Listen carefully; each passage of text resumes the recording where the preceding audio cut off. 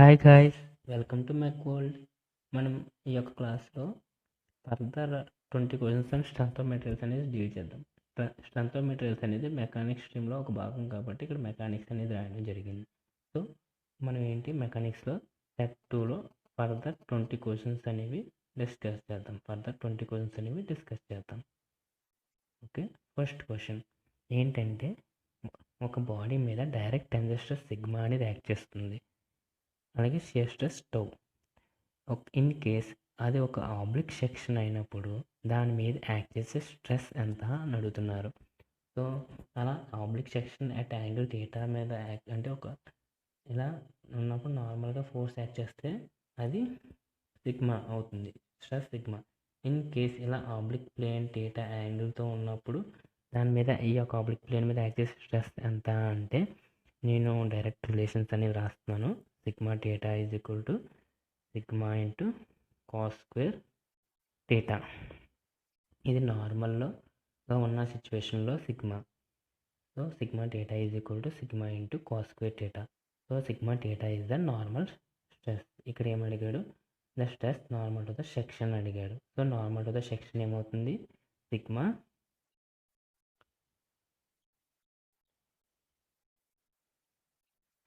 Normal stress అయితే ఏమవుతుంది? Sigma cos square theta. Sorry, ఇక్కడ అడిగింది సిగ్మా నార్మల్ స్ట్రెస్ కాదు, ఏంటి tangential shear stress. Tangential shear stress ఏమవుతుంది? Tau is equal to sigma into cos theta into sine theta. So cos theta into sine థీటాని ఎలా రాసుకోవచ్చు చెప్పండి guys? Sigma into sine 2 theta by 2. ఎందుకు sine 2 theta is equal to 2 cos theta into sine theta. 2 cancel అయిపోతే cos theta into sine theta వస్తుంది, కాబట్టి shear stress is equal to sigma into cos 2 theta by 2 అని రాసుకోవచ్చు కదా. So ఇక్కడ ఏంటి normal shear stress formula ఏంటి? Sigma by 2 sine 2 theta. Option C is the correct answer. Normal stress అంటే sigma cos square theta, అదే shear stress అయితే sigma by 2 sine 2 theta. ఇంకా కొంచెం ఫర్దర్గా ఇన్ డీటెయిల్గా వెళ్తే మనకి ఇంకా ఏం డిస్కస్ చేసుకోవచ్చు అంటే at which theta angle normal stress is maximum. నేను సిగ్మా థీటా అంటే ఏం చెప్పాను? నార్మల్ స్ట్రెస్ అంటే ఏం చెప్పాను? Sigma n is equal to sigma cos square theta అని చెప్పాను. సో ఈ యొక్క వాల్యూ సిగ్మా ఎన్ మ్యాక్సిమం ఎప్పుడు ఉంటుంది? సిగ్మా ఎన్ మ్యాక్సిమం ఎప్పుడు ఉంటుందంటే when cos square theta is equal to 1. So cos square theta అనేది 1 అవ్వాలంటే ఎప్పుడవుతుంది? Cos square theta is equal to 1 అనేది ఎప్పుడవుతుంది? కాస్ స్క్వేర్ అనేది థీటా అనేది ఎప్పుడు 0 అయితే అప్పుడు 1 అవుతుంది. So theta is equal to 0 degrees దగ్గర మనకేంటి మ్యాక్సిమం నార్మల్ స్ట్రెస్ ఉంటుంది, మ్యాక్సిమం నార్మల్ స్ట్రెస్ అనేది ఉంటుంది అనమాట. At the same time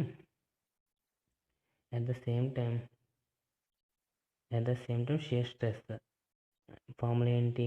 sigma by 2 sine 2 theta. So tau maximum value ఎంత? సైన్ 2 థీటా 1 అయినప్పుడు టౌ అనేది మ్యాక్సిమం ఉంటుంది. So maximum shear or tangential stress value ఎంత? Sigma by 2. So tau maximum value ఎంత? Sigma by 2. Sine 2 theta అనేది 1 అయినప్పుడు.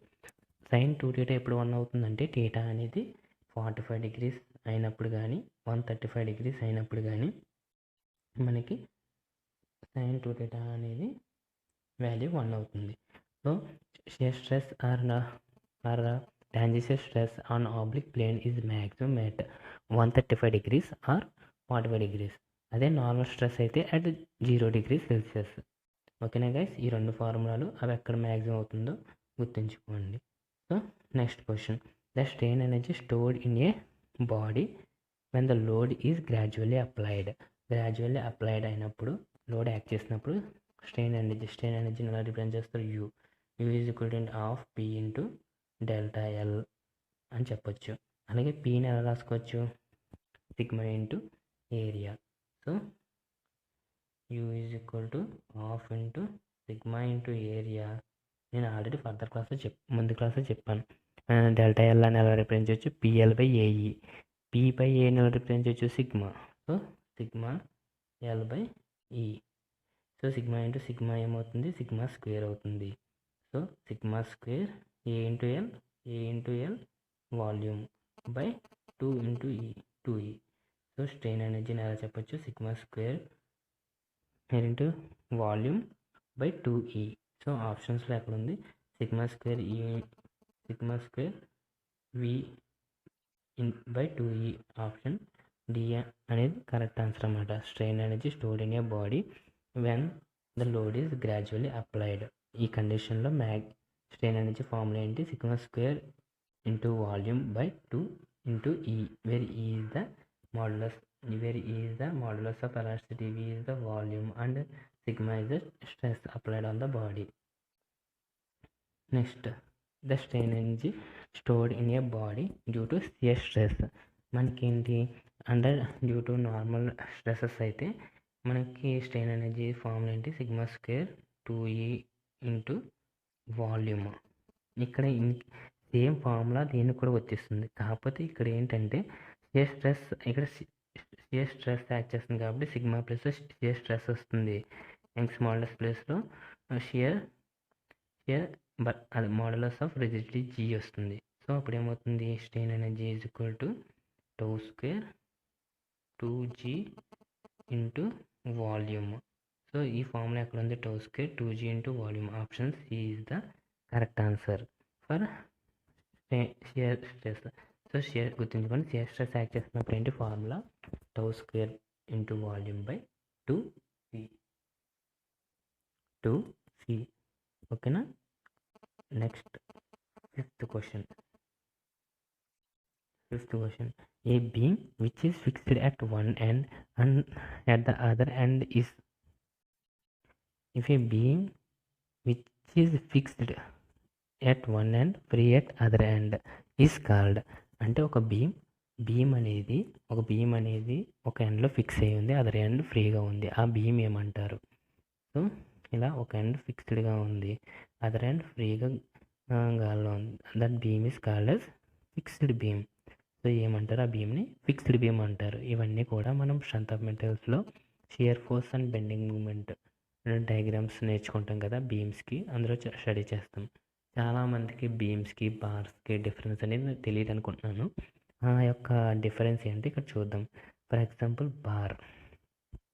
Bar అంటే ఏదైతే యాక్సిల్ లోడ్ క్యారీ చేస్తుందో దాన్ని ఏమంటారు, బార్ అంటారు. బీమ్ అంటే ఏదైతే పెర్పెండిక్యులర్ లోడ్ని క్యారీ చేస్తుందో దాన్ని ఏమంటారు, బీమ్ అంటారు. ఓకేనా.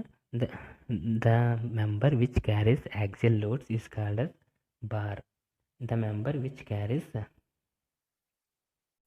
పెర్పెండిక్యులర్ లోడ్ అంటే చూడండి ఇక్కడ లోడ్ ఎలా ఉంది, perpendicular to the axis of the బీమ్కి పెర్పెండిక్యులర్గా ఉంది కాబట్టి దాన్ని ఒక ఎలిమెంట్కి పెర్పెండిక్యులర్గా ఉంది కాబట్టి దాన్ని ఏమంటారు, బీమ్ అంటారు.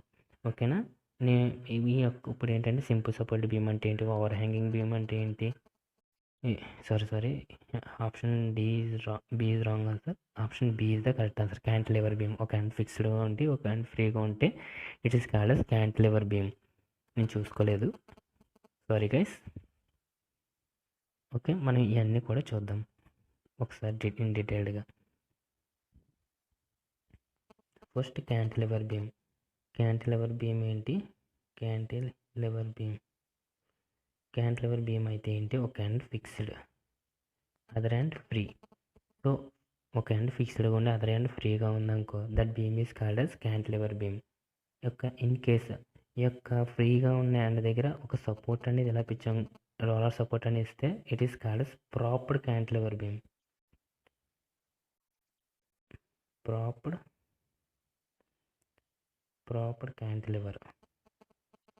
క్యాంటిలివర్ బీమ్ అంటారు దీన్ని. ఏంటి, ప్రాప్డ్ క్యాంటిలివర్ బీమ్ అంటారు. ఓకేనా. క్యాంటిలివర్ బీమ్ అంటే ఐడియా వచ్చింది కదా. సింపుల్ సపోర్టెడ్ బీమ్ అంటే 2 ఎండ్స్ సపోర్ట్స్ ఉన్నాయనుకో, it is called as simple supported beam. SSBతో రిప్రజెంట్ చేస్తారు, సింపుల్ సపోర్టెడ్ బీమ్. సో ఒక ఎండ్ దగ్గర ఏంటంటే హింజ్ సపోర్ట్ అనేది ఉంటుంది, అంటే ఈ విధంగా చూస్తారు. ఒక ఎండ్ దగ్గర హింజ్ సపోర్ట్ అనేది ఉంటుంది, అండ్ అదర్ ఎండ్ దగ్గర రోలర్ సపోర్ట్ ఉంటుంది. హింజ్ సపోర్ట్ అంటే మన హ్యాండ్, సింపుల్గా చెప్పాలంటే మన హ్యాండ్ అనమాట. రోలర్ అంటే ఒక బాల్ లాంటిది ప్లేస్ చేస్తారు. It is called simple supported beam. తర్వాత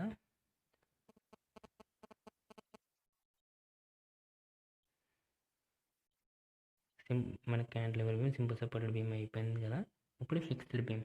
ఫిక్స్డ్ బీమ్ అంటే ఏమీ లేదు, 2 ఎండ్స్ ఇందాక క్యాంటిలివర్ బీమ్ ఒక ఎండ్ ఎలా ఫిక్స్ చేశారు, 2 ఎండ్స్ ఫిక్స్ చేశారు ఇంకొక బీమ్కి, then it is called as fixed beam. ఏమంటారు? Fixed beam. ఓకేనా? At the same time then over hanging beam అంటే మోర్ దెన్ 1 సపోర్ట్ ఉందనుకో, ఇలాగ మోర్ దెన్ 1 అంటే 3 ఉండొచ్చు, చిన్న ఉండొచ్చు. It is called as continuous beam. Continuous beam.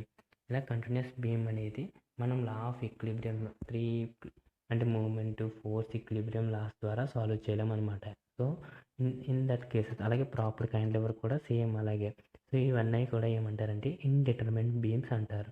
So ఈ ఇండిటర్మినెంట్ బీమ్స్కి ఏంటంటే మనం డిఫార్మేషన్ లాస్ ఉపయోగించి సాల్వ్ చేయడం అనేది జరుగుతుందన్నమాట. సో నెక్స్ట్ మనం ఓవర్ హ్యాంగింగ్ బీమ్ అని ఏంటి కంటిన్యూస్ బీమ్ చూసాం కదా. Over hanging beam. Over hanging beam అంటే మనకి ఎండ్స్ అనేవి చూడండి ఇలా బయటికి ప్రొజెక్ట్ అయ్యి ఉంటాయి. అలా ఉన్న బీమ్ని ఏమంటారు? ఓవర్ హ్యాంగింగ్ బీమ్ అంటారు. సో మనం ఇప్పుడు దాకా ఏం చూస్తాం? Fixed beam, cantilever beam, simple supported beam, continuous beam and over hanging beam. So మనకి డిఫరెంట్ టైప్స్ ఆఫ్ బీమ్స్ అడిగితే ఈ యొక్క 5 క్లాసిఫికేషన్స్ గుర్తుపెట్టుకోండి. Then a beam supported on more than 2 supports. More than 2 supports అంటే ఏంటి అని చెప్పాను ఇప్పుడే, continuous beam. Option D is the correct answer. అదే సింపుల్ సపోర్టెడ్ బీమ్ అయితే ఒక hand hinge, another hand roller. అలాగే ఫిక్స్డ్ బీమ్ అంటే 2 హ్యాండ్స్ ఫిక్స్ అయి ఉంటాయి. ఓవర్ హ్యాంగింగ్ బీమ్ అంటే బయటికి ప్రొజెక్షన్స్ అనేవి ఉంటాయి. కంటిన్యూస్ బీమ్ అయితే మోర్ దెన్ 1 సపోర్ట్ అనేది ఉంటుంది. Next move on to next question. A bending moment అనే section is maximum when shear force is. ఒక పర్టికులర్ పాయింట్ దగ్గర బెండింగ్ మూమెంట్ ఎలా ఉంటుంది ఇన్ కేస్ షియర్ ఫోర్స్ అనేది 0 అయినప్పుడు, లేదా బెండింగ్ మూమెంట్ మ్యాక్సిమం అనేది ఎప్పుడు ఉంటుంది? బెండింగ్ మూమెంట్ మ్యాక్సిమం ఎప్పుడు ఉంటుంది? షియర్ ఫోర్స్ అనేది 0 అయినప్పుడు. ఎందుకంటే rate of change of bending moment is equal to shear force. Very important. Rate of change of bending moment is called as shear force. So ఈ shear force అనేది 0, మనకి maximum minimum conditions ఏంటి? ఎక్కడైతే ఇది 0 అవి d²m/dx² అనేది <0 వస్తే it's maximum. Compulsory అది <0 వస్తుంది. అందుకని మనకి ఎక్కడైతే షియర్ ఫోర్స్ అనేది 0 అవుతుందో అక్కడ మ్యాక్సిమం బెండింగ్ మూమెంట్ అనేది ఉంటుంది. సో షియర్ ఫోర్స్ 0 అయిన దగ్గర మనకి బెండింగ్ మూమెంట్ ఎంత ఉంటుంది? మ్యాక్సిమం ఉంటుంది. ఓకేనా guys? Next move on to next question. when a cantilever beam loaded with concentrated loads, the bending moment diagram will be. Okay, మనకు క్యాంటిలివర్ బీమ్ ఉంది, దానికి concentrated load at free hand దగ్గర concentrated load ఉంది. అప్పుడు bending moment ఏమవుతుంది? Load W, ఇది length L అనుకున్నాం అనుకో. సో మ్యాక్సిమం బెండింగ్ మూమెంట్ ఎంత ఉంటుంది అట్ ఫిక్స్డ్ సపోర్ట్ దగ్గర? W × L. సో ఇదేంటి మనకి bending moment M is, so దీన్ని బట్టి ఏం చెప్తుంది? Bending moment is proportional to length. అంటే ఇది లెంత్ తోటే కదా ప్రపోర్షనల్గా ఉంది. సో ఒక లీనియారిటీ అనేది ఉంది. సో M అనేది ఏంటి? ప్రపోర్షనాలిటీ ప్రపోర్షనాలిటీ రిమూవ్ చేస్తే M is equal to small m into Lని X కింద రిప్రజెంట్ చేస్తున్నాను, X + C. సో ఈ విధంగా. సో ఇదేంటి? స్ట్రైట్ లైన్ ఈక్వేషన్ కదా. సో స్ట్రైట్ లైన్ అంటే ఇంక్లైన్ స్ట్రైట్ లైన్ అనేది వస్తుంది. ఎందుకంటే లెంత్ వ్యారీ అవుతుంది కాబట్టి. మనకి బెండింగ్ మూమెంట్ డయాగ్రామ్ ఎలా వస్తుంది? ఇది క్యాంటిలివర్ బీమ్ అనుకో, దాని బెండింగ్ మూమెంట్ డయాగ్రామ్ ఎలా వస్తుందంటే బెండింగ్ మూమెంట్ డయాగ్రామ్ ఈ విధంగా వ్యారీ అవుతుంది అనమాట. సో ఇదేంటి? ఇంక్లైన్ లైన్ కాబట్టి మనకి option C is the correct answer for cantilever beam concentrated load at the free end. అదే ఇన్ కేసు మనకి షియర్ ఫోర్స్ అయితే హారిజాంటల్ స్ట్రైట్ లైన్ అనేది వస్తుంది, హారిజాంటల్ స్ట్రైట్ లైన్ వస్తుంది. ఓకేనా. Next move on to next question. The shear force of A cantilever beam of length L carrying uniformly distributed load W per unit length is dax at the free end. Shear force at the free end of the cantilever beam ఎంత అని అడుగుతున్నాడు. అంటే ఒక cantilever beam ఉంది. ఈ cantilever beamకి ఏంటంటే UDL load అనేది ఉంది విత్ లోడింగ్ W అనే లోడింగ్ ఉన్నప్పుడు shear force at free end, ఈ ఎండ్ దగ్గర అడుగుతున్నాడు. ఈ ఎండ్ దగ్గర షియర్ ఫోర్స్ ఎంత ఉంటుంది? 0. ఎంత? 0. అదే ఫిక్స్డ్ ఎండ్ దగ్గర అయితే ఎంత ఉంటుందంటే W into L shear force at fixed end దగ్గర అయితే మనకి W into L. So option D అనేది ఎక్కడ? At here. ఆప్షన్ 1 అనేది ఎక్కడ? At free end. So option A is the correct answer. ఓకేనా guys. Shear force in cantilever beam length L carrying uniformly distributed load W per unit length is dax at the free end. గుర్తుంచుకోండి, ఆడ ఎక్కడ అడుగుతున్నాడో అనేది కూడా very very important. At free end దగ్గర అనమాట.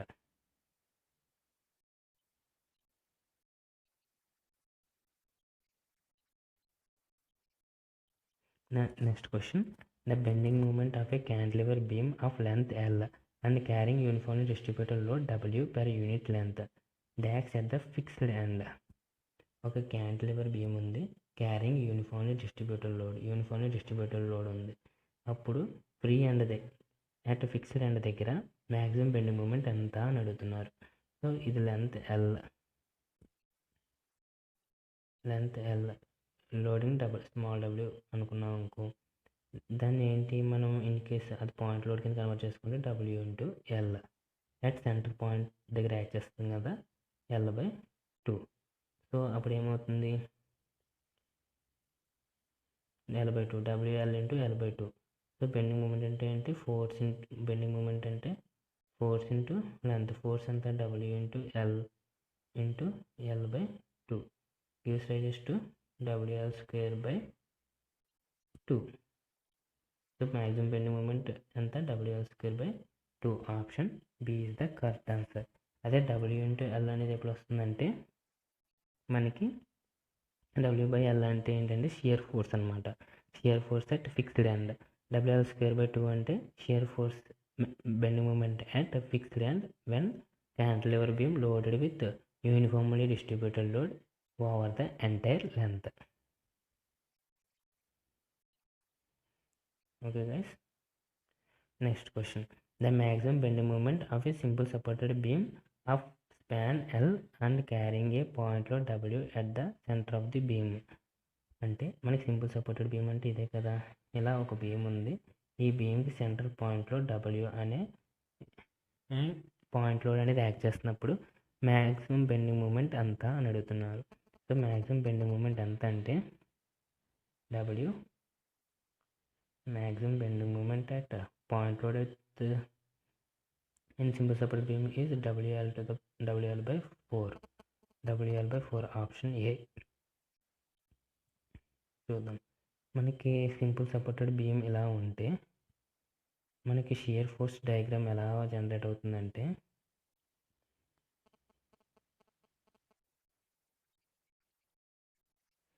ఈ విధంగా వస్తుంది. అలాగే బెండింగ్ మూమెంట్ డయాగ్రామ్ ఎలా వస్తుందంటే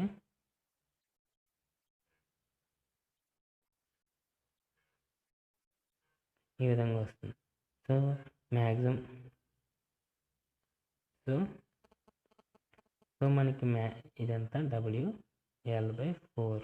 so shear maximum bending moment ఎక్కడ ఉంది? ఇది బెండింగ్ మూమెంట్ డయాగ్రామ్, ఇది shear force diagram. So maximum bending moment ఎక్కడ ఉంది? At shear force is 0. Shear force ఎక్కడైతే 0 అయిందో అక్కడ మ్యాక్సిమం బెండింగ్ మూమెంట్ ఉంది. సో మనకు ముందు చెప్పుకున్న క్వశ్చన్ ఒకటి రైట్ అయింది. సో మ్యాక్సిమం బెండింగ్ మూమెంట్ ఎంత ఉంది? WL/4. మనం ఈ యొక్క ఇన్ కేస్ మీకు ఇదన్నీ కావాలనుకుంటే ఇన్ డీటెయిల్గా నేర్చుకుందాం అనుకుంటే మనకి మెక్ హోల్ ఛానల్లో స్ట్రెంత్ ఆఫ్ మెటీరియల్స్ అనే ఒక సబ్జెక్ట్ అనేది ఈచ్ అండ్ ఎవ్రీ కాన్సెప్ట్ అనేది చెప్పడం జరుగుతుంది. ఆ యొక్క ఛానల్లో ఆ యొక్క స్ట్రెంత్ మెటీరియల్స్ వీడియోని చూస్తూ ఉండండి. మెక్వల్ ఛానల్ అంటే ఈ యొక్క ఛానలే. Okay, the shear force in the next question, the shear force in the centre of the simple supported beam carrying a uniformly distributed load W per unit length. The shear force at the center of the simple supported beam. గుర్తుంచుకోండి, entire beam కానీ uniform distributed load అయినా సెంటర్లో point load ఉన్న shear force at the centre ఏమవుతుంది, zero అవుతుంది. ఏమవుతుంది, at zero అవుతుంది. So option A is the correct answer. So ఏంటి, ఇలా సింపుల్ సపోర్టెడ్ బీమ్ ఉందంట, దానికి entire length uniform distributed load ఉంది. అప్పుడు దాని యొక్క సెంటర్ పాయింట్ దగ్గర షియర్ ఫోర్స్ ఎంత అని అడుగుతున్నాను. సో ఇక్కడ ఎంత ఉంటుందంటే WL/2. ఇన్ కేస్ మీకు క్యాలిక్యులేట్ చేసుకోవాలంటే చేసుకోవచ్చు. WL/2. సో ఇది ఎలా ఉంటుందంటే ఇక్కడి నుంచి ఇక్కడికి ఈ విధంగా వ్యారీ అవుతుంది. So zero at the centre, shear force is zero at the centre. అదే మ్యాక్సిమం బెండింగ్ మూమెంట్ ఎంత ఉంటుందంటే WL²/8. WL²/8. ఇదేంటి, WL²/8 అనేది మ్యాక్సిమం బెండింగ్ మూమెంట్. అదే W0 అనేది ఏంటంటే సెంటర్ దగ్గర shear force. WL²/8 maximum bending moment ఎక్కడ ఉంటుందంటే at centre of the beam. The bending moment diagram for a simple supported beam carrying a uniformly distributed load. Bending moment diagram for uniformly distributed load కి ఏంటి, is a parabolic curve. గుర్తుంచుకోండి, మనకి shear force diagram for cantilever draw చేస్తున్నాం అనుకో, అది ఏమొస్తుంది, point load అయితే point load క్లారిటీగా చెప్పుకుందాం. Point load UDL. Simple supported shear force diagram అనేది ఎలా ఉంటుందంటే హారిజాంటల్ లైన్ అనేది ఉంటుంది. అది యూడిఎల్ అయితే ఇంక్లైన్ లైన్ వస్తుంది. షియర్ ఫోర్స్ డయాగ్రామ్ అనేది ఏంటి, ఇందులో హారిజాంటల్ లైన్ మామూలు పిఎన్ఏ లోడ్ యాక్ట్ చేస్తున్నప్పుడు పాయింట్ లోడ్, అది యూడిఎల్ యాక్ట్ చేస్తున్నప్పుడు ఇంక్లైన్డ్ లైన్. అదే బెండింగ్ మూమెంట్ అయితే ఈ యొక్క ఇంక్లైన్ లైన్, ఇందులో అయితే పారాబోలా. దేనికైనా సరే ఇంతే.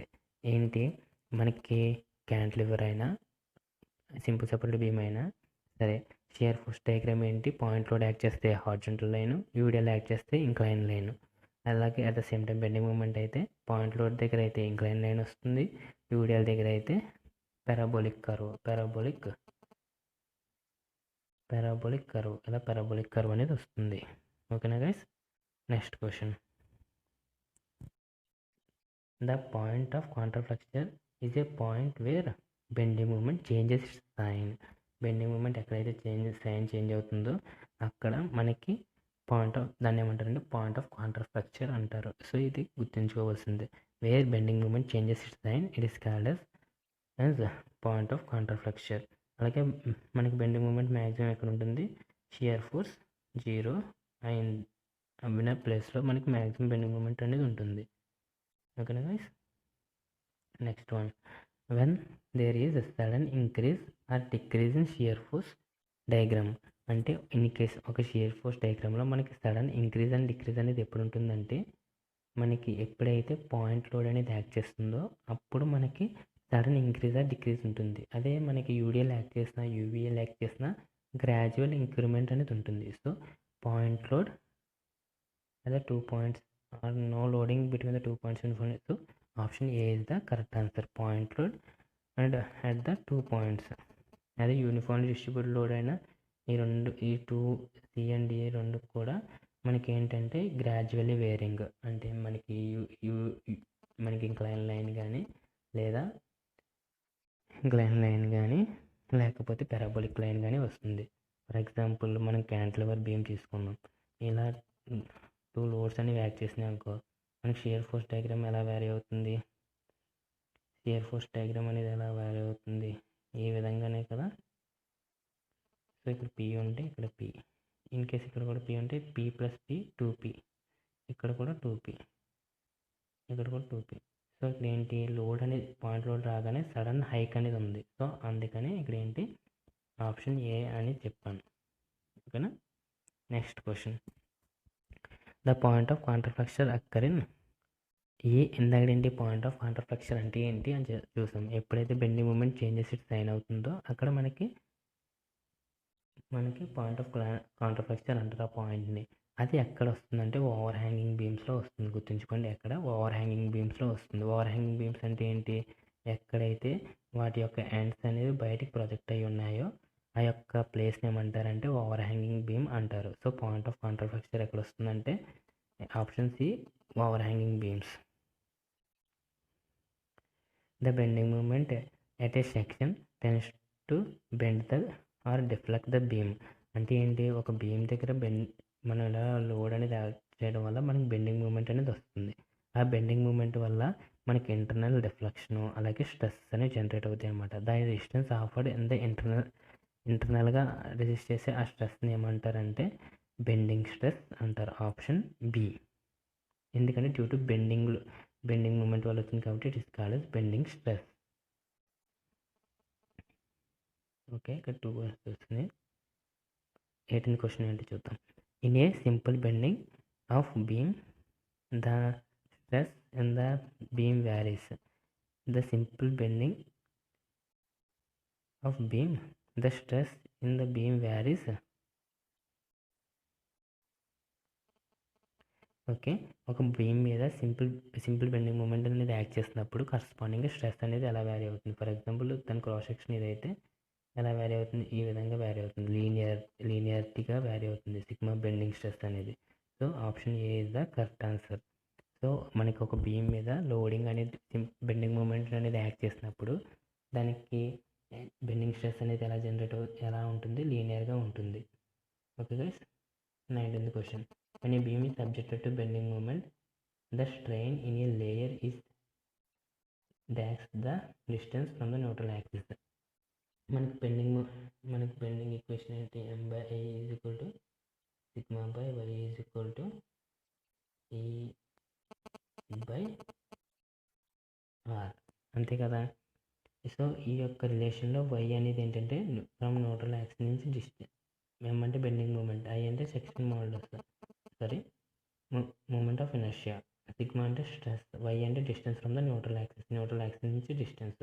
సో ఇక్కడ ఏంటి స్ట్రెస్ అనేది బెండింగ్,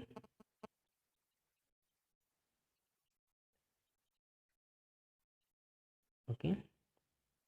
సో ఇక్కడ స్ట్రెస్ అనేది ఇక్కడ స్ట్రెయిన్ అనేది తప్పు, ఇక్కడ స్ట్రెస్ అని మార్చుకోండి. సో బెండింగ్ స్ట్రెస్ అనేది దేనికి, bending stress is proportional to ఈ విధంగా ఉంటే y into m by I is equal to m by I. So m by I అనేది తీసేస్తే సిగ్మా ఈజ్ ప్రపోర్షనల్ టు ఏంటి, y.